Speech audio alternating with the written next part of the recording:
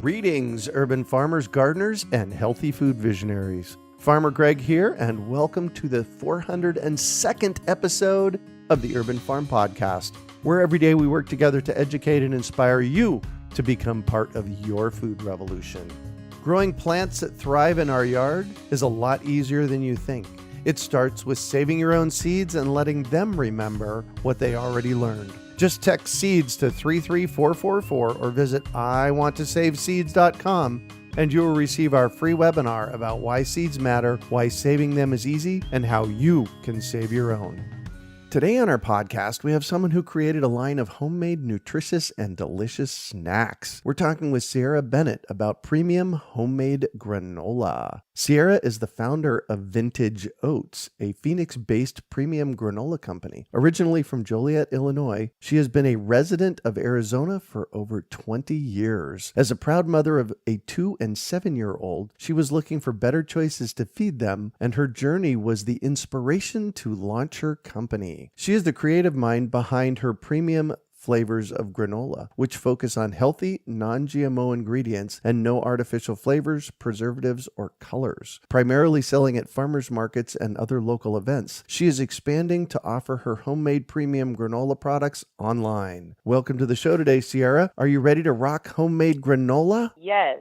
Excellent. So I shared a bit about you. Can you fill in the blanks for us and share more about the path you took to get where you're at today? Absolutely. Like you explained, I've been doing this for about 2 years now, and I originally started back in 2017 was when I got the vision, but I started selling about a year ago. So it's been 1 year, pretty consistent that I've been selling. Mm-hmm. My story is kind of unique, how I started my business. I am a Christian, and I actually prayed for about a year prior to me even starting my business, and I asked for God to really give me vision and give me purpose and just show me, what do I have to offer outside of my kids or outside of just my day-to-day things. And it was crazy. My business idea, from the logo to the business name, everything just came on to me all at once. So I had just ended a job in corporate America. Mm-hmm. And I didn't have much money around the time, but I started to just create. It just came to me. I just started creating granola, trying it at home, trying different recipes. And one day it just hit and it just worked really well. And I shared my vision with some people and they really loved it. And I just kind of went from there. Wow. So part of the inspiration behind this is your kids. Tell me about that. Absolutely. So, for my kids, they're a huge part of it because I want to provide them with stability, of course. And beyond that, I want them to see a different side of our family. No one in my family has ever really owned a business or have taken this, lane in life. And I want to be able to share with my children that you can create something and it can work, and you can give it your all, and it can create you stability and your family. So it's more of a generational thing I'm looking into. My kids specifically, thinking about college, thinking about, their life of how I want to set them up for success. And it all starts with me and how I choose to live my life. And if I give 100% into what my business is, there's no limit to how big or how great it can go and how it can impact my kids. Nice. I love the motivation behind it. It sounds like you've been in corporate America and felt like you could actually jump in and do this on your own. Yes. So tell me more about that. So I did corporate America for 7 years. At 18 years old, I was just kind of learning that you get a job, work a 9 to 5, and that was just it. So I did it for a long time, but I realized, I kind of felt like I was more of a number a lot of times, and I didn't like that feeling. I remember, I worked for a job and I gave my all to the business and they just let me go. And I remember the feeling of just my kids and what am I going to do? And I told myself, what, I don't want anyone to have that much control over my life. Mm-hmm. So at that point, luckily, my business idea came and I just went all in. I just started buying, labels. I just started trying different things. And like I said, I really didn't have much money, but I believed in my little bitty plan so much. I just started right where I was at. Nice. Yeah. And since then, I haven't went back to that super corporate setting. It's been over 2 years now. Cool. One of the things I have noticed for me in my life, I've been self-employed for 45 years. Wow. My entire adult life and part of my young life, I owned my own business. And People look at me sometimes and they say, wow, that's a lot of risky, isn't it? And to a certain extent, it is a lot of risky. And I've always been responsible for, making the money I need to make my way in the world. Mm-hmm. But being in a corporate situation where they can let you go at a drop of a hat like they did with you, Yeah. for me, that's a whole lot more risky. Yes, I agree. Yeah. Think about being an entrepreneur, as you can attest to, is you have control of your life. So pretty much, if you don't work, you don't make money. If you work hard, you make money. Right. Rather than sometimes with corporate, you could be good, you could be doing excellent, you could be doing bad, and you still have that same equal chance of losing your job. So it's more so you're taking a risk on yourself. I would take that risk, right? Yeah, you did. Yeah, I did.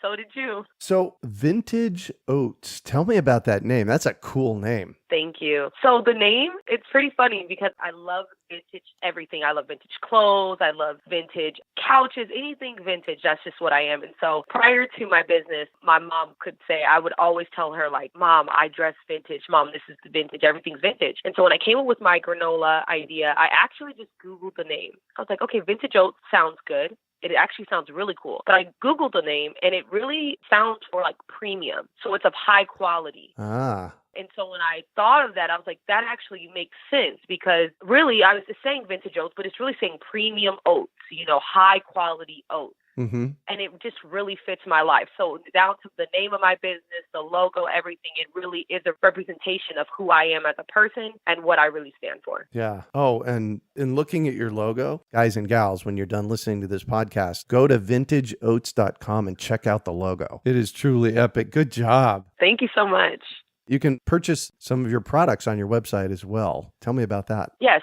So I do have an option to purchase online for local customers. So I would say Chandler, Tempe, Ahwatukee area, and certain areas of Phoenix. I do local deliveries for free. But if you live anywhere else in the world, I do ship. So that is an option I do offer. But yeah, I have explanations on there of all my flavors, the ingredients, and you can really get a good idea of the taste. I explain, if it's more of a toasted flavor or if it's more of a fruity taste. So even if you can't try it, you really do have a good understanding of what you're gaining or getting pretty much. So yeah, you can order online. Awesome. So how are your kids taking to these vintage oats? It's actually really funny because my kids love my product. And honestly, when I created it, they didn't really eat it because my son was so young. But the older he got, they got to eat a little bit more. And now they literally cry for my granola.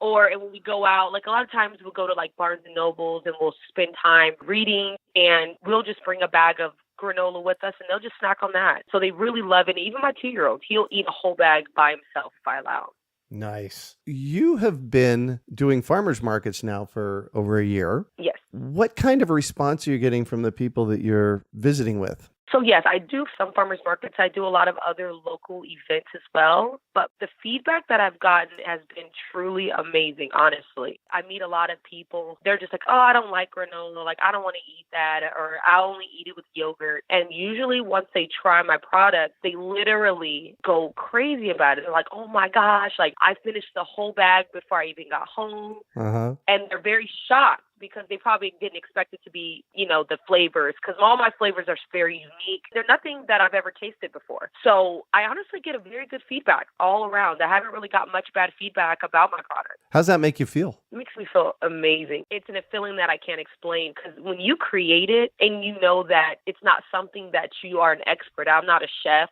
I wasn't making granola for 30 years prior or 20 years prior, but I would honestly say it's a gift that I gained, in a very short period of time. I'm able to impact a lot of people, with my hands, with my mind. It's very amazing. So you've been doing this for 2 years. Think back over the past 2 years, and is there a moment where you interacted with somebody or something happened that told you, oh my gosh, this is so why I'm doing this? Absolutely. I have several times where I meet young women out at events. And the feedback that I get, sometimes the women, they're so amazed. They're like, wow, like, you're young, you have this business. Like, how did you do this? And they're so shocked. And I remember my younger self being young, kind of lost a little bit, not really knowing what I want to do with my life. And to see young girls like that and they're talking to me, I love to be that example, letting them know, listen, even though the world can show you doing this, the other is acceptable, let me show you something positive. So I meet a lot of women all the time. I get to talk to them. I have long conversations with them, sometimes even after my events. I just get to share with them my story, my testimony of how I started. And I honestly feel like it's just giving another person hope. That is greater than any money that I could ever receive. That's an experience.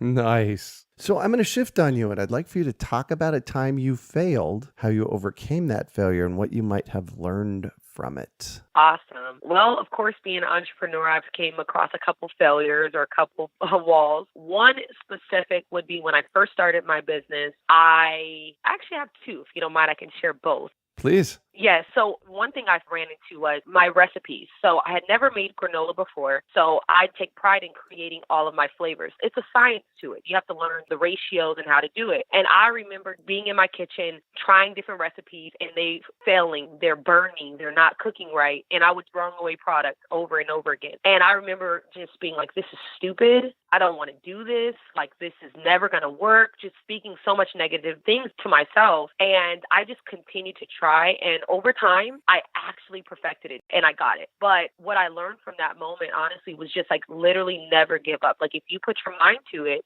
if you keep pressing forward, keep trying different things, learning from the mistake, substituting it with something different, you will achieve that goal. So that's one of them. And then another one, of course, when I started my business, I got a lot of negative feedback from people that were close to me. And people were like, that's dumb. No one's going to buy that. I don't think that's going to work. Whatever else they felt in their heart. It was very hard for me to decipher between what I believed and what people told me. So I had a lot of very down moments where I felt like embarrassed. And I literally just kept pressing forward, and people would say, you shouldn't do that. Just get a 9-to-5. And I just kept pressing. So I think even for there, I learned just set your mind on something. You can't wait for people to approve it. You just have to believe it within yourself. And once you are confident in it, people will respect it. They have no other choice to. Yeah. One of the things I've found with my time as being an entrepreneur is that there are people in our lives that want to keep us down for whatever reason. And those are the kind of people that I step away from. Yes.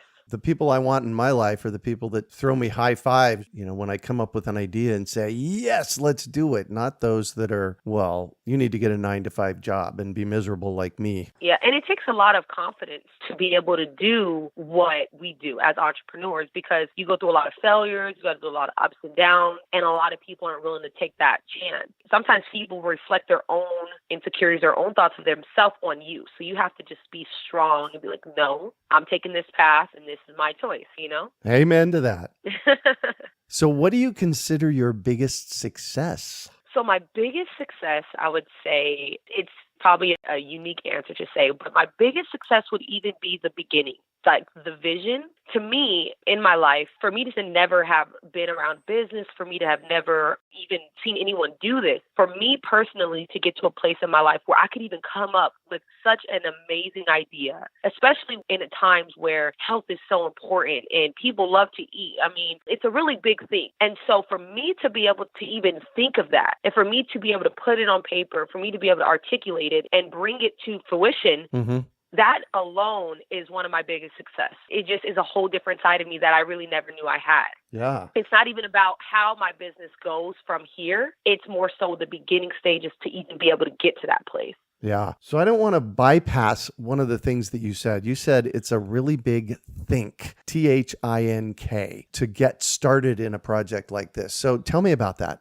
Absolutely. My thoughts on it is, at first it started with an idea, of course, and just thinking about it. And after you're thinking about it, you have to go to a creative state. And then once you get to that creative state, after that, that's where the magic happens. And so really for me to even get to that space of thinking, to believe in myself so much, to actually take action, that alone is just amazing. That's beyond my own natural, understanding. Yay. I love that. That was a great way of looking at it. So what drives you? So what drives me the most, I would say, would be, of course, as we explained before, my children are a huge part of that, a part of my drive. But another thing is just my personal goals drive me. I have plans, that I want to achieve in my life and things that I want to be able to do for my children, for my family. So I think about generational wise, what I want to be able to do for my kids, their kids. I hear a lot about different businesses and people's families. It's like a legacy. They're able to leave things for their children's children, and they're able to have something on their name other than, the basic things. Oh, yeah, Johnny lived a good life. No, Johnny was able to be able to create. He was able to give his children businesses. He was able to, change the generation, going forward. And so that's something I feel like I want to be for my family. I want to change the pace, and I want to create something that not only affects me, but affects my children and affects everyone else. I mean, beyond the financial stability, that's a huge part, but really just on a deeper level, I just want to be great for me and the people around me. That's an extraordinary answer. That was beautiful. Thank you for that. As you were sharing that, I came up with a question that I maybe should have asked earlier, but I'm going to throw it out to you here. Do you have training in starting a business? Did you, find resources online? What did you do to learn how to do this and figure it out? No, I've never had any training. I actually, some years back, I wanted to go to school for business. I never did. As I explained, I have 2 children, so that never was really something that I did. But no, I just literally went all in. Every day, it's a learning experience. I do Google a lot of things. And, if I do meet somebody with a business, sometimes I try to feed off of them a little bit. But no, other than that, it's all on me. And at the current time, it's just a one-person army. I create everything alone. I make my recipes. I fill my bags. I do my labels. I mean, from 0 to 10, I do it by myself. I just learn. I trial and error. Yeah. That's how I get through. Wow. Welcome to being an entrepreneur. I've had a lot of businesses in my life. I've interacted with a lot of people, and this is how we do it. You just figure it out. I mean, because if you wait, one thing I learned about it is if you never a perfect moment. And so if you're waiting for a perfect moment to tackle it, you'll wait forever. So you just have to go in and just do the best that you can and just hope on the way you'll meet some good people who may be able to help you. But other than that, you just have to depend on yourself. Yeah. You really have to make your own perfect moment by doing it. Yes. Beautiful. If you could recommend one book for our listeners, what would it be and why? One book, I would say, is The 7 Habits of Highly Effective People by Stephen Covey. Wow. Cool. Tell me about it. I mean, this book, it's amazing. It really just talks about perspective. And it shows you, successful people or people that have healthy thinking. It shows their perspective on life or their perspective on a certain situation and how you can be more effective. And I think that is something that we all need to work on because you have 24 hours in your day. And if you're not effective, then you're wasting time. So this book has really just helped me see a regular situation that I might look at. It could be in a negative way or in a small-minded way and really broaden my perspective on it and think a little bit different. Nice. And what one final piece of advice do you have for our listeners? I would say, don't allow fear to control your life. That's huge to me. I think that throughout the years, beyond business, just everything in your life, if you allow fear to be at the forefront, you will not succeed. You will not be able to get to any goals because fear paralyzes you. It literally does. So just don't allow fear to slow you down. If you're scared about it, 9 times out of 10, you should just go ahead and do it. And once you get past that one barrier and just keep pressing through them, you'll see you can literally do anything you put your mind to. Nice. Well, thank you so much for joining us on the show today, Ciara. Of course. Thank you so much. So how can our listeners find you? They can actually find me on Instagram and Facebook. My business name, as you explained, is Vintage Oats. Give me 1 second. So it's VintageOats.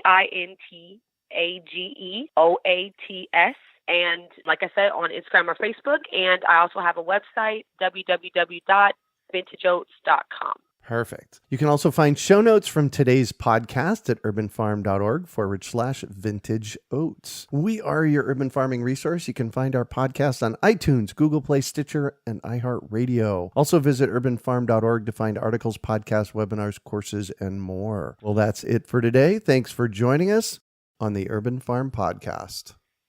Growing plants that thrive in our yard is a lot easier than you think. It starts with saving your own seeds and letting them remember what they already learned. Just text SEEDS to 33444 or visit iwanttosaveseeds.com And you will receive our free webinar about why seeds matter, why saving them is easy, and how you can save your own. We hope you enjoyed today's episode of the Urban Farm Podcast. Remember to listen for tips, advice, and resources to help you on your journey with urban farming. You can find us on the web at urbanfarm.org or send us an email to podcast@urbanfarm.org. In the words of Vincent van Gogh, great things are done by a series of small things brought together. Be encouraged that with each lesson learned and skill developed, you are one step closer in the direction of your dreams.